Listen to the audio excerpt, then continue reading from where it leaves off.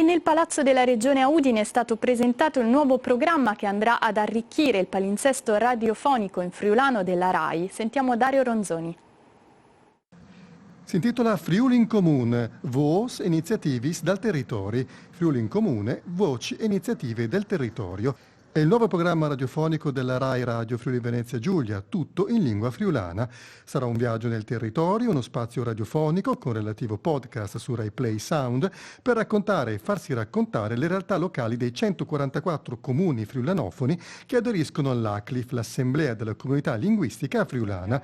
Presentato a Udine, nella sede della Regione, proprio nella Giornata Internazionale della Lingua Madre, il programma avrà un format agile, intervista al sindaco che racconta peculiarità ed eventi della sua città, una voce di chi ci vive e lavora e una riflessione sull'impiego della lingua friulana. Il primo ciclo di incontri sarà di 7 episodi e sarà trasmesso ogni sabato alle 14, dal 2 marzo al 13 aprile. La RAI ha molto attenzione verso la tutela delle lingue minoritarie che costituiscono un elemento centrale nello sviluppo della missione del servizio pubblico.